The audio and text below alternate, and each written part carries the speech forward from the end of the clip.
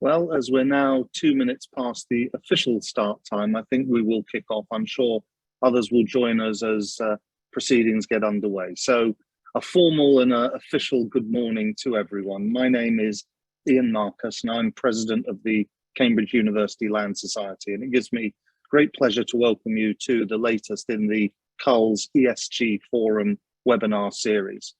Can I once again, first and foremost, thank Savills for their continuing support and sponsorship of this series. It's hugely appreciated. Over 1,200 have actually registered for today's event, emphasising the importance, relevance and urgency of the topic, the race to zero. We have an outstanding list of panellists and thank you to them for making themselves available this morning. But before I ask our moderator, Dan, to introduce them to you and initiate the discussion, may I just take the opportunity to draw your attention to two forthcoming actually in-person CULS events, which both members and non-members are very welcome to attend. The first will be our annual Planning and Levelling Up update, which will take place on the 8th of March. And the second is a tour of Goldman Sachs' phenomenal new HQ Plumtree Court on the 14th of June. Details of these and many other events that we're arranging can be found on our website, as will be the information on the next ESG seminar. So please go and have a look and please join us. We hope to have the opportunity to be with many of you more in person soon, particularly the student body who we're obviously principally here to support. So without further delay, it gives me great pleasure to introduce to you Dan Jestico, who's Sustainable Design Director at Savills, who will take you through today's debate. Dan, over to you. Thank you very much, Ian, and thank you all very much for joining us this morning. It's a bright and cold Wednesday morning here in South London. I hope it's pleasant wherever you are. I hope you're all well. Yeah, thank you very much to CULS for hosting us this morning. It's going to be an absolutely fascinating morning of talks and discussions. I hope you've all come on with lots and lots of questions and ideas, because frankly, the race to net zero is the most important race that's on at the moment. No matter what you think about what's happening in Beijing and the Winter Olympics, this is the only race that counts. So, as you know, we need to get to net zero emissions, not just as a country, not just as a city, but as an entire planet, if we're going to limit the impacts of climate change on global temperature rise, geopolitical instability, biodiversity breakdown, and all those other terrible things that come with climate change. So the dust has now very much settled on COP26. Everyone's kind of gone away and digested the outcomes and the outputs of COP26. And it's obvious that there's a hell of a lot of work still to do. And the Climate Action Tracker, which tracks our sort of global progress towards temperature rises, has estimated that we're still looking at a 2.4 degrees sea temperature rise, despite all the promises that were made during COP. So there's clearly a need for more action from governments, from the private sector and from individuals. There's a need for updated NDCs as we progress towards COP27 and onwards, which is obviously going to be later this year.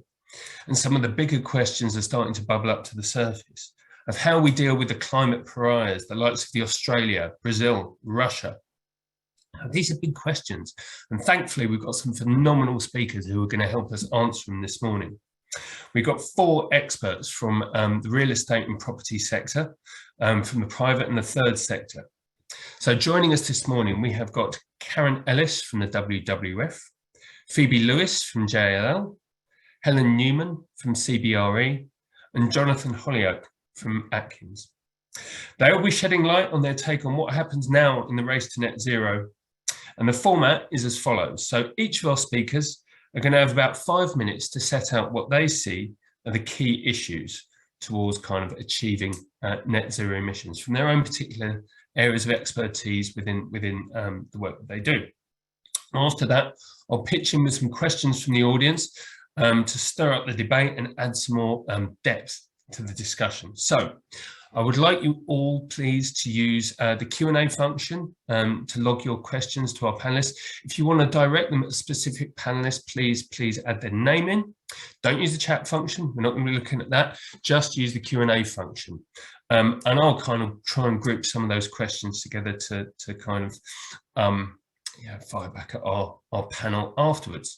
So we've got a good amount of time for the Q&A session. I would remind you all that this session is being recorded, so don't worry if you have to dash off early. We are planning to finish right on the dot of 9:30. I do like to be punctual, so hopefully you won't get to miss anything, but yeah, it will be being recorded and circulated later if you want to watch it again or if you missed it. So let's crack on with our speakers then. So our first speaker, who's Karen Ellis, who's Director of Sustainable Economy at the WWF. So Karen, I'm going to start you off with a couple of questions really. What's the current UK position on working with the financial sector to deliver net zero emissions? And how will the UK government encourage private investment to ditch fossil fuels? Over to you. Great, thanks very much, Dan, and thanks for the opportunity today. As Dan said, I'm Karen Ellis, Director of Sustainable Economy at WWF-UK, and we are working to promote a sustainable economic and financial system where the rules of the game are changed to incentivise sustainable decision-making across the board in order to tackle the climate and nature crisis that we currently face. And so with that in mind, it was great to see the Chancellor announce at COP26 the commitment that the UK will be the first net zero aligned financial centre, and that the government will be mandating the publication of net zero transition plans by financial institutions and publicly listed companies at the end, by the end of 2023. So WWF advocated actively for that net zero alignment to become mandatory, because we believe that voluntary action, although a lot has been going on in that space, is really not enough if we're going to get to that 1.5 degrees or stay within it and not exceed that, because if we do, then we'll be facing catastrophic climate change. So why do we believe that it needs to be mandatory? Well, firstly, because we did a report last year called The Big Smoke, which looked at just a subset of UK financial institutions for whom we were able to get the data. And it showed that they were responsible for nearly double the UK's total annual carbon emissions from its own domestic consumption. And the City of London would have been the 9th biggest emitter of CO2 in the world if it were a country, ranked higher than Germany. So obviously the emissions associated with the activities of the UK's financial centre far outweigh the domestic consumption emissions of the UK. It's the biggest impact we probably have in terms of causing climate change in the world. And so we really need to tackle that and bring it into line with our net zero aspirations. Secondly, we published a net zero scorecard later in the year, which looked at the FTSE 100 and looked at the net zero commitments that they had made, and various criteria such as whether they were science-based and whether they'd set interim targets, etc. And particularly, we looked at whether they had any kind of transition plan in place for how they were going to get to that net zero target that they'd set. And we found that only 20% of the FTSE 100 had a reasonable plan, and it wasn't even a detailed one we're looking for, just like a reasonably comprehensive plan that implied they had a grip on the main things that needed to happen. And bear in mind, the FTSE 100 are the leading companies in the country. So that really demonstrates that, voluntary action, although there's been a lot of talk and a lot of net zero target setting, it's still not getting us where we need to be fast enough. So it was great to see the government say that it's going to be mandated, because all these net zero commitments without any concrete and monitorable plans could easily amount to so much greenwash. So this announcement by government will have kicked off a flurry of activity in the private sector, which is great, including the government's own transition plan task force, which is going to be setting the standard for transition plans going forward, and which we would then like to see that standard embedded in legislation and regulation, as government indicated in the Green Finance Roadmap that it published last year.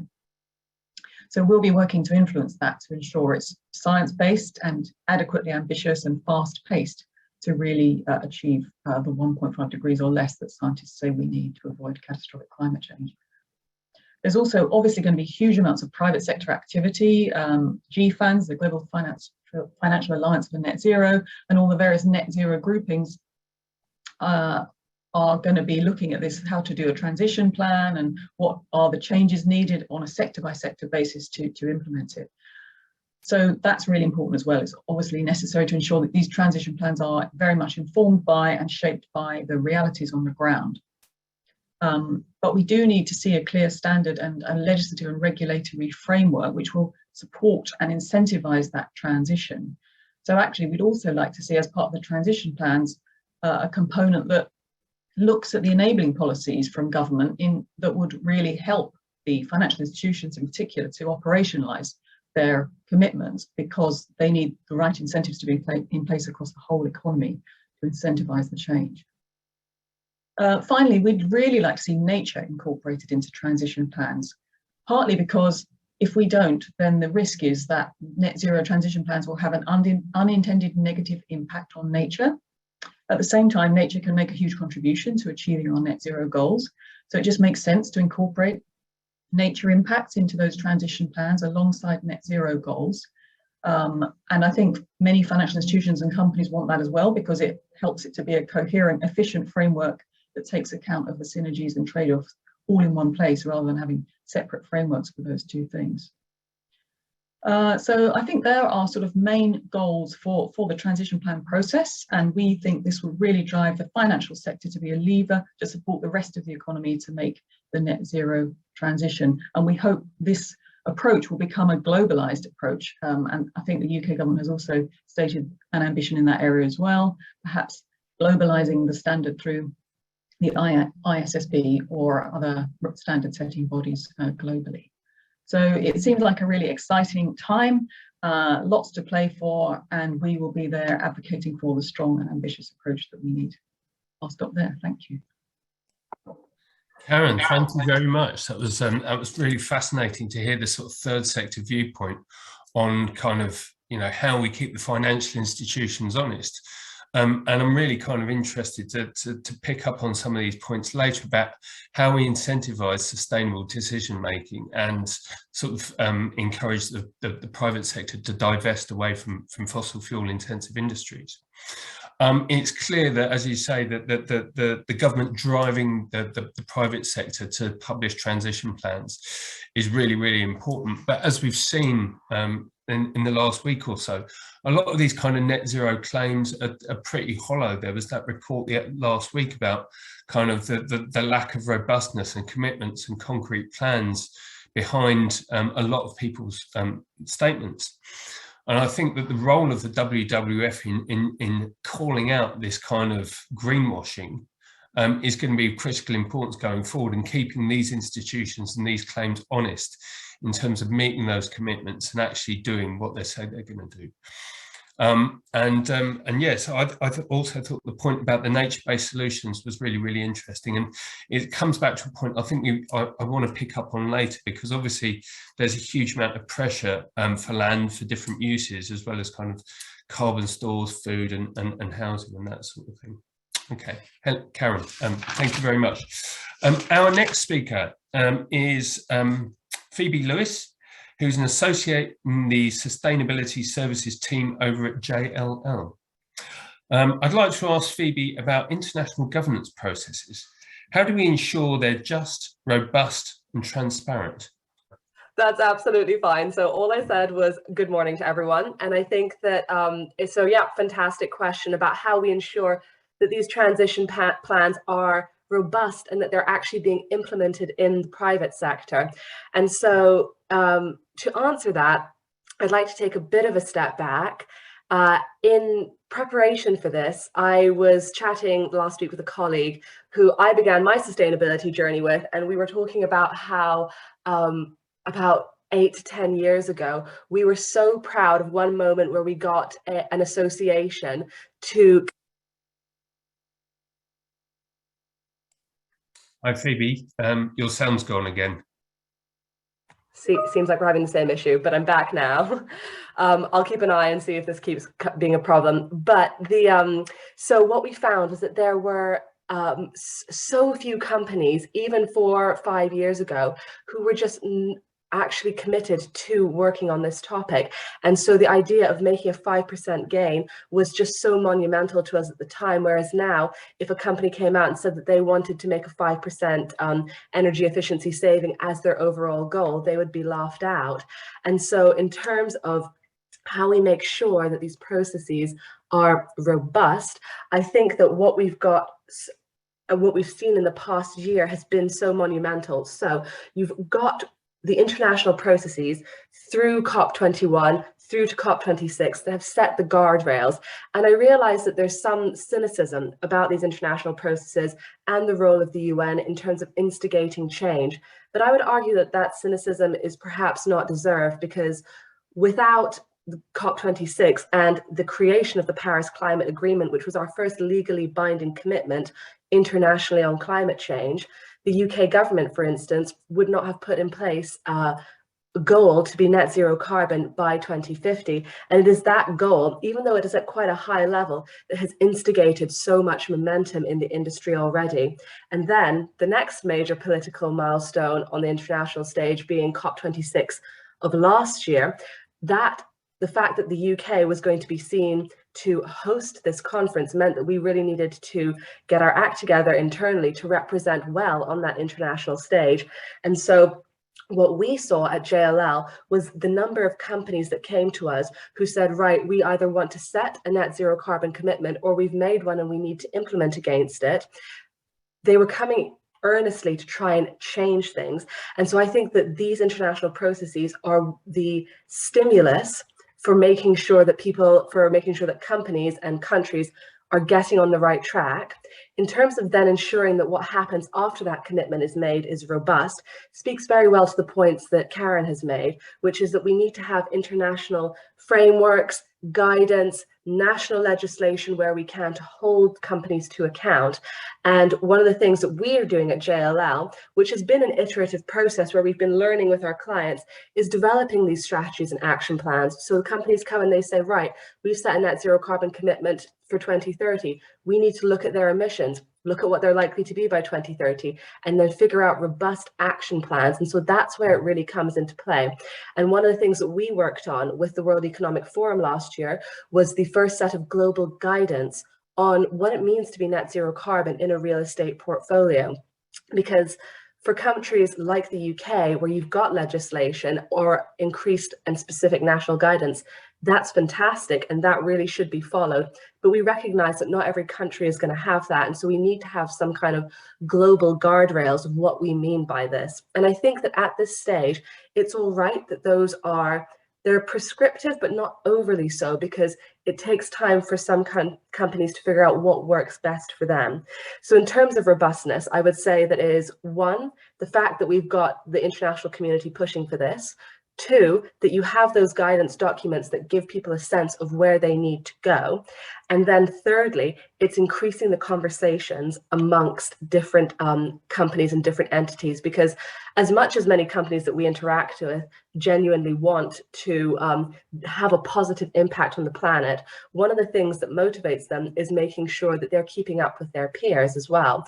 And so it's being able to kind of share those learnings and share the experiences, both good and bad, between different companies, that not only kind of incentivizes action, but actually means that some of the stumbling blocks that the early adopters of these action plans had are not repeated time and again. So I would say those are the three main things that we see in terms of keeping people increasingly on that path towards delivering a meaningful net zero carbon.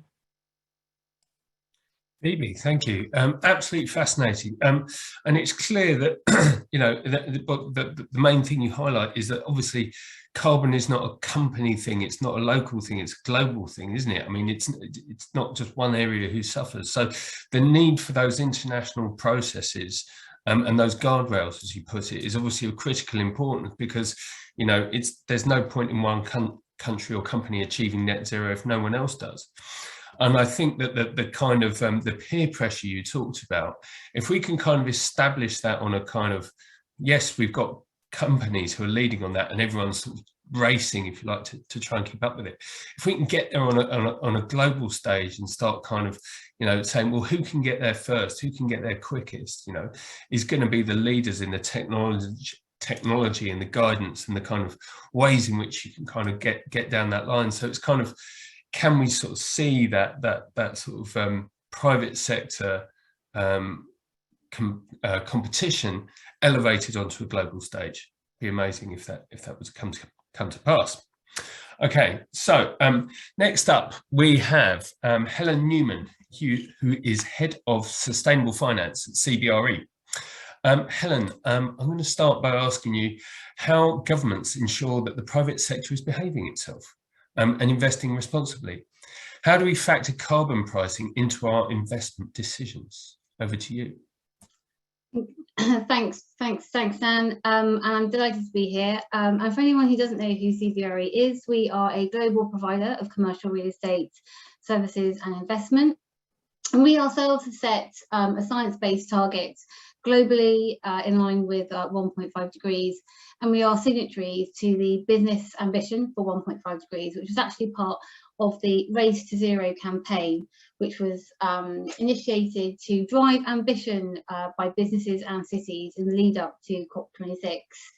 And for me, I feel that what was really interesting about COP26 was just the engagement of the public, of the private sector. And it's going to be so important, it's going to be critical that we do have businesses on board if we're going to drive the net zero agenda forward.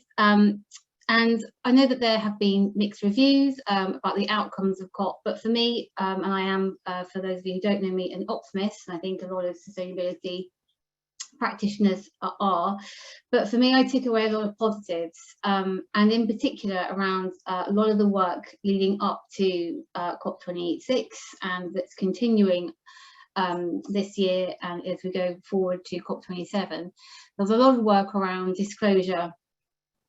And really trying to improve transparency, so really answering that first question, Dan. So I'm just going to go through some of those initiatives. So we have the Science Based Target Initiative. They launched their definition of what net zero, a definition of net zero that was cross-sectorial. So we enabling a range of sectors to get behind a consistent definition of net zero and providing much needed transparency in that space. We also had the launch of the new International Sustainability Standards Board, and that's going to provide a global set of standards for the financial sector. And in the UK, the FCA will be adopting the ISSB standards as the backbone to what's going to be forthcoming, which is our own sustainability disclosure requirements, otherwise known as the SDR. Now, the SDR is going to enable people to have greater transparency around the sustainability claims of companies and products and financial investments, which is going to be much needed to address the issues around greenwashing. And as you say, Dan, around making sure that any hollow claims are called out and that there is real honesty in people's statements around how sustainable a product or a service is. Now, the SDR is going to build on the TCFD regulations that are being rolled out. And for anyone that is interested, the SDR will be consulted. There'll be a consultation on the SDR in Q1 2022. So we anticipate that quite soon. So aligned with the SDR, we also have the UK Green Taxonomy that was announced again just before COP26. Now, the taxonomy should provide the UK with a definition of what is considered to be a sustainable economic activity. We anticipate that there will be sector-specific criteria, so we will anticipate that we will have criteria around real estate and what is considered sustainable, around refurbishments, new developments, and transactions around property. And it might be very similar to the EU taxonomy that a lot of people is probably familiar with. But again, that's all about making sure that we don't, that we avoid greenwashing and that we have very, honest claims around sustainability. I would say, just caution, that we do want to make sure that that UK taxonomy has the right exclusions and criteria. And the first two objectives of our UK Green Taxonomy, again, will be consulted on this spring. So watch out for that if that's something that you're interested in. Now, moving slightly away from the disclosures that were really welcomed as we were led into COP26 and as we go forward, there were also some really positive, sort of more asset level real estate announcements. The World Green Building Council, they updated their definition of net zero and taken and adopted a whole life carbon approach, so including embodied carbon into that. And I know that there's been some Q&A already around embodied carbon, so maybe we can unpack that later. But also, maybe not explicitly related to COP26, but earlier in 2021, last year, the government did launch a consultation on introducing mandatory operational ratings for offices and industrial properties. And so all of that really does improve the or our move towards making real estate perform better, understand performance in use, reducing things like the performance gap, improving efficiency and improving the resilience of our real estate. And I should also point out as well that hot off the press, the UK GBC just yesterday launched their framework for measuring and reporting climate-related physical risks to built assets. And that will help the real estate industry and the built environment sector to report their, or to understand and be able to report how climate change is going to be affecting their assets in line with TCFD reporting. So if I've got a couple more minutes, I'm just going to very quickly focus on finance. I know that we sort of touched upon that already, but that was a major positive for us. And again, leading up to and following from COP26, if we're going to halve global emissions between now and 2030, it's really essential that the finance system adopts science-based targets, adopt disclosure, and essentially decarbonise. And that work's obviously been accelerated by the GFANs. But in the last 18 months, we've seen a real rise in sustainable finance with respect to the real estate sector. Ahead of COP, we had NatWest. They pledged 100 billion in climate and sustainable finance and funding. And also you had Aviva have committed 1 billion of climate transition loans specifically for real estate. There have been many green loans that have been launched last year. We had a 500 million euro green bond by CVREs and also a 50 million green bond by Derwent, both of which were significantly oversubscribed. And it's this oversubscription that really demonstrates that there is a huge investor appetite for investing into sustainable real estate, because obviously then they realise and they see the importance of getting those strong risk-adjusted returns. And similarly, private and commercial banks are also wanting to position themselves to be seen as the lender of choice to sustainable refurbishments, repositionings and developments as we transition real estate to net zero. But if we're going to do this, again, sincerely and robustly, we do need the right criteria against which we can make appropriate sustainability claims. And with respect to real estate, we're working really hard with debt providers and our investors to provide the right criteria and to make it holistic. So again, focusing on energy efficiency, but also things like operational performance, embodied carbon, climate resilience, biodiversity and nature-based solutions, as Karen has also highlighted, is really, really important, and also social and community initiatives.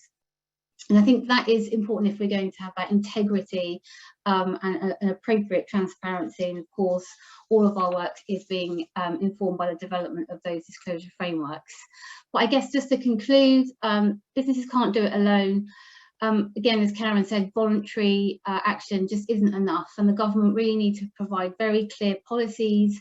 They need to put milestones in place that business has the confidence to invest in new products, new technologies and services, And I would say we were really disappointed with the lack of references in the levelling up agenda to green jobs and the opportunities around the green economy and achieving net zero. So it's quite a worry that that sort of lack of joined up thinking, that lack of sort of systems thinking by the government, because essentially, you know, that could be a real barrier to us getting that rapid decarbonisation over the next 8 years. Helen, thank you very much. That was a real whistle-stop tour around a number of very confusing and similar sounding acronyms. But thank you very much for that summary. I mean, it's clear that you know, there's real kind of a tightrope to be walked in kind of setting appropriate kind of guardrails, as sort of Phoebe alluded to, but actually not restricting business too much and actually leaving business free to kind of find its own way and how best to do this whilst not being too restrictive to the sector and sort of, you know, trying to sort of overcomplicate matters. What will be interesting to see, I think, is where some of the behaviour from the top players kind of filters down the sector. I mean, it's the sort of thing we've seen in the real estate sector, where the big players have kind of gone out, they've demonstrated that it's possible to build to net zero, and then everyone kind of follows suit as that technology and the knowledge and the skills kind of filter down the supply chain. Yeah, and I mean, we're definitely seeing, I know that we've got to allow other speakers, but we've definitely seen the investor community driving the net zero agenda a lot, as well as some of those leading developers. But yeah, I think that those disclosure frameworks will set what is going to be very much a minimum definition of sustainability, and it'll be very much up, you know, that others will have the flexibility to be far more ambitious. Yeah. Okay. And hopefully we'll see that bar slowly rise over time. Okay, so last but not least, our final speaker is Jonathan Hollyoak, who's Policy and Net Zero Programme Director over at Atkins. So Jonathan, on a technical building, more sort of building engineering based level, what needs to happen to our sort of building stock, both new and existing, and where do we need leadership from government to ensure to resolve existing market failures in retrofit and delivering net zero carbon buildings? Yeah, thanks, Dan. For those who don't know Atkins, we're a global engineering consultancy. So we work right across the built environment and the infrastructure that supports it. So I'll talk a bit about the broader framework actually, as well as and then focusing in on buildings. We're also a signatory to the UN Race to Zero as well, as you might expect. I just wanted to start by sort of re-emphasising something that Helen said about being an optimist in this space, which I think is quite important as I come on to some of the other topics. So when you look at the COP outcome, you know, it could have been a whole lot worse. And I think actually 130 trillion of funds under management kind of committed to, you know, aligning to Paris is, you know, potentially really important, and obviously really important to the building sector, as we've heard, and the real estate sector. So there are definitely reasons to be cheerful. But I wanted to focus in really on the delivery challenge. So it's really important to have, you know, clear political commitment. It's really important to have the right regulations. It's really important to have standards, as we've heard, and the right plans. But fundamentally, I just think we have to be realistic. This is really hard. You know, the delivery of this whole economy systems change is really difficult.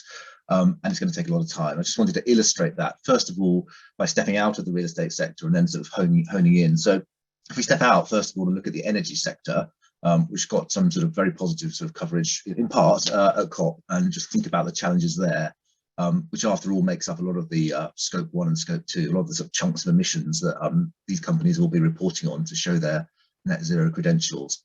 And just, I think it's illustrative of the challenge that we face. And we set this out in detail in something called the engineeringnetzero.com website, which goes into the technical detail. But, you know, fundamentally, just in the UK, which you've looked quite hard at, you know, you're looking at a 70% increase in demand for electricity as we have electrified heat and electrified transport. You need to decarbonise that by 2035 to then allow the rest of the economy to decarbonise. You're looking at least 40 gigawatts of offshore wind and the supply chain that goes with it. New nuclear, lots of other sort of interventions. You need to balance that system. There's no battery technology at grid scale that can currently do that. So, you know, it's kind of big questions about how you balance the system. And I think there's a broader question, which Helen touched on, about how you really get your arms around the whole systems challenge in this space so that you take sensible decisions. So, how do you make sure you build a system that is going to work for hydrogen, it's going to work for heat, it's going to work for electric vehicles in one coherent way? And right now, as Helen said, it's a rather fragmented world. We need to be careful that we're taking sensible decisions. But most importantly, you need to do that at an incredibly fast pace.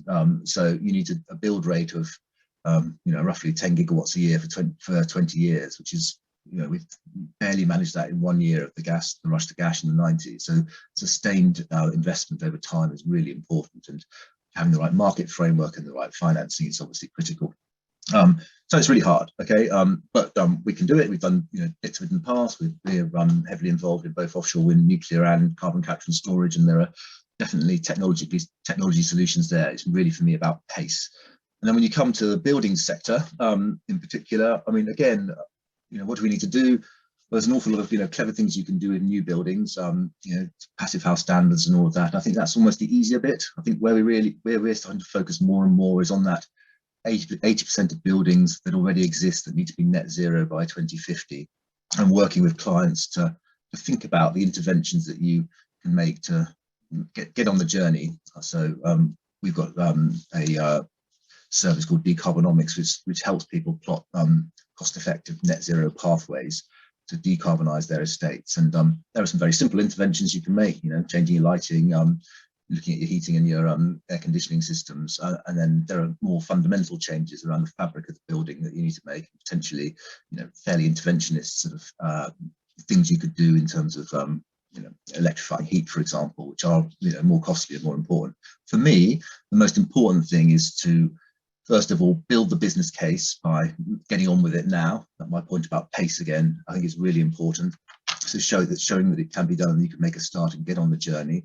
To link it to cost. So by decarbonising your estate, you're usually making it more attractive and potentially easier to lease. And there's a premium for doing that. So you can start to link, your interventions to actually realising some value as well, which I think is critical, particularly to the business case that I talked about.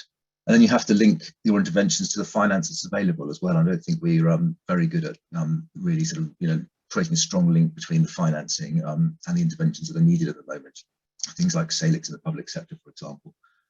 And then with the barriers, I think, for me at the moment are around data. So it's very hard to get decent standard data on buildings and understand what they're doing and why. And I think the more we could do that, the more we can create healthy competition, a stronger sense of standards, less sort of worries about greenwashing that we heard about earlier as well. So there's work to do in the data space, I think, with buildings that are really important.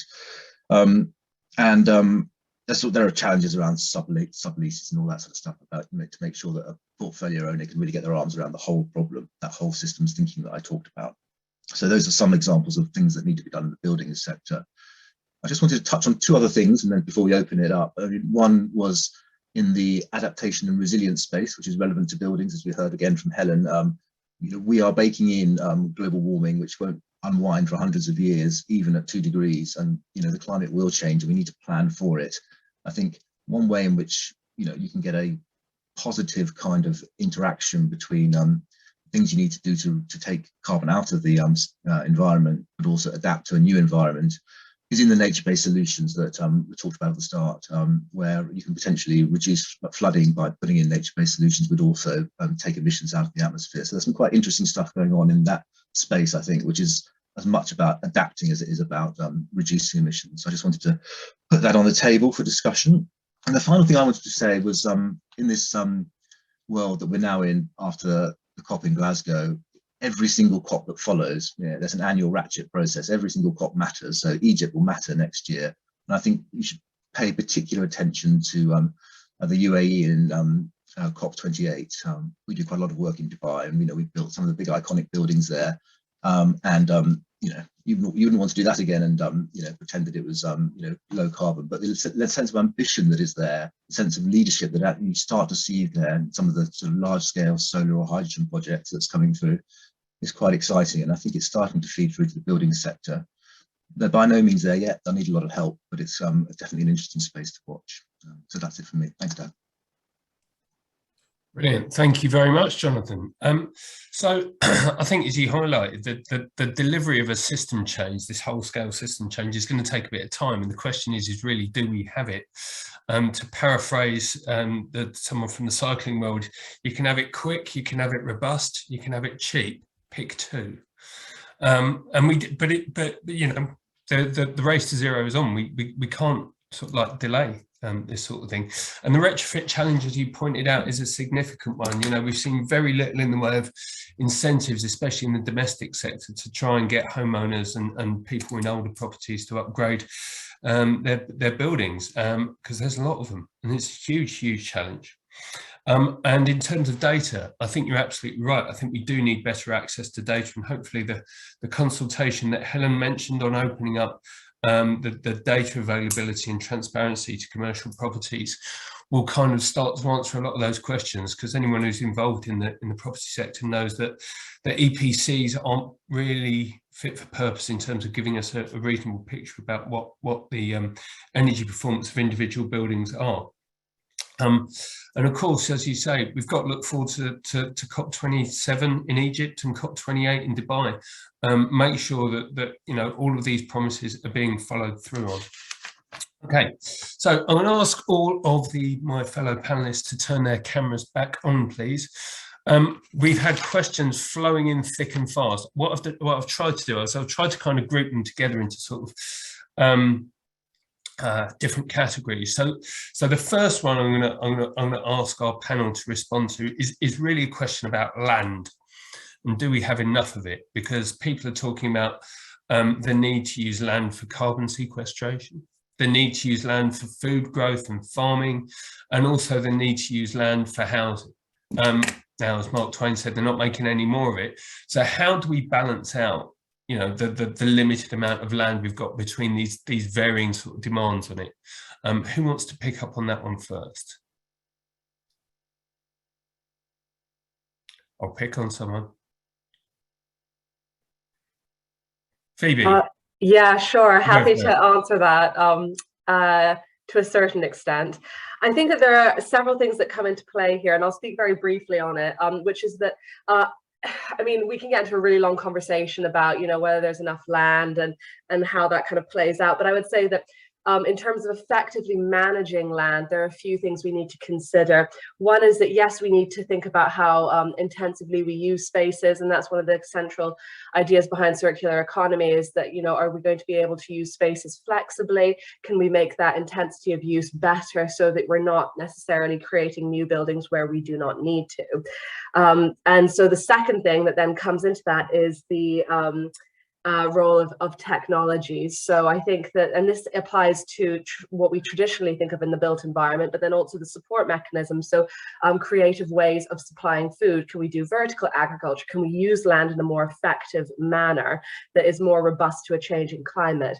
And then one of the questions that I think was touched upon quite a lot in the chat is, excuse me, about with regard to agriculture and the role that that plays, not only in terms of supplying cities, but in terms of carbon sequestration and carbon offsetting. I do think that increasingly it is going to be important to consider how we use land as part of the carbon offsetting piece. Using natural carbon sinks and the role that that then plays for nature-based solutions as well is essential. In addition to that, though, the latest guidance on carbon offsetting that comes from the Oxford Offsetting Principles does talk about the need to maybe consider more high-tech options as well. And part of the reason for that is not only because of the ability they have to pull carbon out of the atmosphere, but also because we need to be very mindful of the kind of social justice angle of this and the potential for land grabbing and for maybe inappropriate uses of land by people who potentially just have more power and more money. So I would say with that one, the dust hasn't quite settled in terms of how we do it, but it is a very active conversation. And the focal point of it is, how do we use carbon offsetting as part of the transition to net zero? Okay, Phoebe, that's a really good point. Karen, where do you stand on carbon offsetting? Is it part of the problem or part of the solution? I think it has to be part of the solution, but it has to be very carefully managed.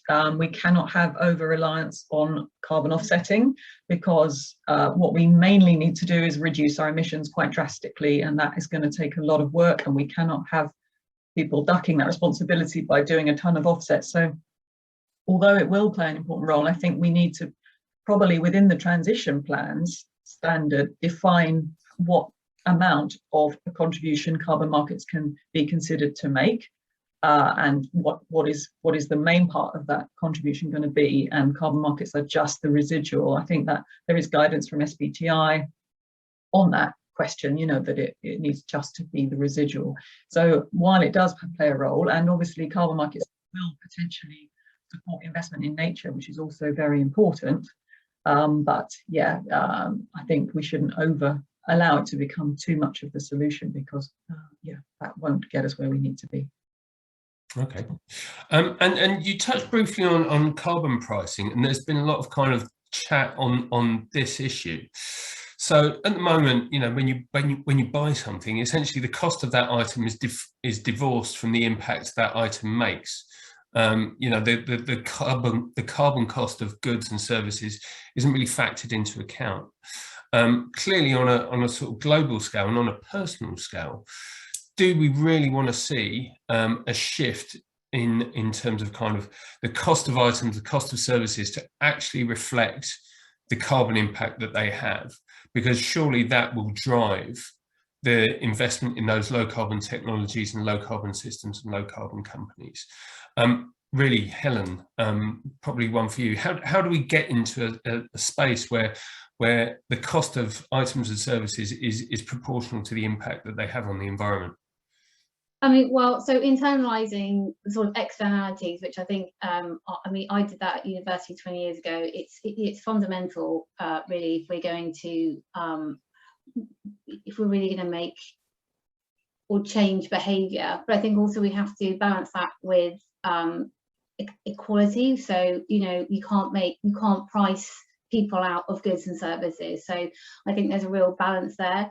In the built environment, we've got a lot of organisations already adopting an internal carbon price, and a good one, you know, in terms of it being sort of £75 to £100 per tonne of carbon, and then using that to inform how designs develop, so that they can make a much more informed decision around, you know, embodied carbon, and the choice of materials. So I think that that's really good progress in our sector, and I think that the more that our sector adopts that, the better. And that's certainly something that we are advising and advocating with all our clients when we are working on projects to, as I say, adopt that internal carbon price.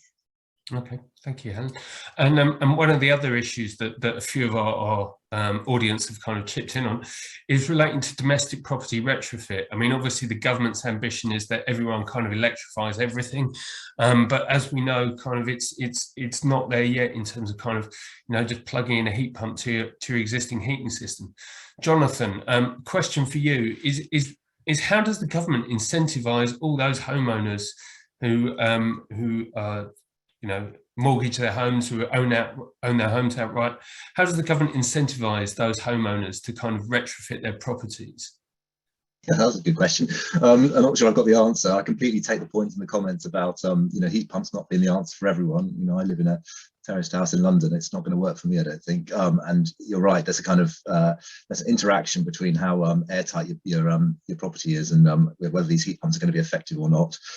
So take the point, and then you're into if you're not going to electrify, you know, when's hydrogen coming along to save you? And you know, that's unclear at this stage. And I touched on some of the challenges around, you know, just getting the scale of hydrogen that might be needed to do that, you know, which is you know, extremely significant. So I think it's unclear, and I think you know, until it becomes a bit clearer, it's hard for the government to be, you know, crystal clear on, you know, economy-wide set of interventions that are needed, given the range of challenges there are. So I think you're more likely to see a, you know, targeted approach, incentivizing, you know, more heat pumps, you know, where they can do it. You know, obviously the building standards are sort of, you know, for new homes are sort of picking that up now, so that's one way. But if you're sort of sitting in a 100-year-old terraced house like me, then you've it's not very clear, to be honest, at this stage. And I used to work in government. I think there is a kind of real policy challenge around those sorts of interventions when you are crossing people's thresholds and doing stuff in their houses. And I think they will be quite cautious about how they go about that. So I don't think you're going to find a, well, I might be wrong, but I think it's something they will step through, relatively cautiously. So no answer there, to be honest, because it's one of the hardest challenges, I think. It is. Okay, so we've got about 10 minutes left, everyone. What I want to do now is go around the room and get some final comments from our panel, if that's okay. So it's always the hard part, because I'm going to ask you all for your top priorities for the government, private and third sector in the race to net zero. What's the one thing that you want to see happen, either from private sector, from the general public, even from kind of third sector, from governments, from international, from the UN, whatever it is? I want to hear what your top priorities are in achieving the race to net zero. Karen, can I call on you first? Sorry. I was just thinking I need more time to think about that question. We can come back to you. I'm happy to jump in. Yeah. I mean, let's go Helen first. For me, it's absolutely, it without a doubt, it's upskilling. And that is right across the sector, right across all the sectors, I think, really, to be fair, and right through all the supply chain. So, that relates to whether you're talking about sustainable finance and the bankers, the investors that we're talking to, they all need upskilling. But also it comes back to this issue of, the supply chain. We've talked a lot about air source heat pumps. The government made a commitment they want to build like 600,000. I think that's by 2028. But yet at the moment we're only installing 27,000, I think, a year. So that to get that scale in the next 6 years is going to need a huge investment in upskilling, and that sort of comes back to my point earlier around the opportunity around green jobs. And obviously that wasn't mentioned in the levelling up agenda, and so we really need to make commitments around that right now, so that we've got the time and we've got enough time to do that upskilling. So and that's not just that's not just associated with heat pumps. It's much broader than that, across construction skills. Okay, brilliant. So next, let's go to Phoebe. What's your priorities? Sure thing. So I would say, and this might be a bit of a cop-out because it's a broad umbrella, but I would say that planning is the main thing. And why I say that is because one of the things that we experience with our clients is that we'll work with them to develop these net zero carbon strategies, these action plans. We'll hand it over to them. And then there's this sense that there's so much to be done that they don't know where to begin with, perhaps. Very common for most clients, completely understandable, because if you want to meaningfully deliver against net zero carbon, it's not just tinkering around the edges, it is systemic change, right? And so in terms of planning, there are 3 particular elements that I think really do need to be thought through correctly. The first is, exactly as Helen has said, upskilling. We need to make sure that we have the right team. So if you want to deliver a net zero carbon strategy, you either have to hire the staff to make sure that you can do that, or you need to upskill the teams that you have, embed it into their KPIs, so it's something that they can actually deliver against as part of their plans. That's the first thing. The second thing is that it's not endemic to the built environment. You have a split incentive between landlords and tenants, owners and occupiers in many different sectors, but it is something that is constantly a challenge.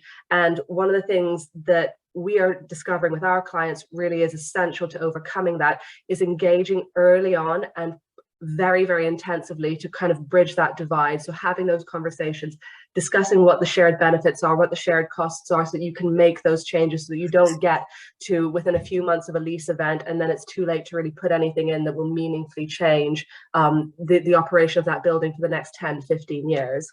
And then the third thing that needs to be planned through is the finance. And so this is where you have many different mechanisms, all kinds of internal carbon pricing mechanisms, but how do you redistribute the finances within your company to ensure that funding is going towards low carbon solutions? And so that's what I would say. Those are the 3 elements of planning. And, I think it's that Eisenhower quote that plans are useless, but planning is essential. And I think that that's very true for this. We need to get exactly how we're going to deliver these in place, and then provide the staff to deliver against them. Okay, thank you, Phoebe. Great summary. Jonathan, let's go to you.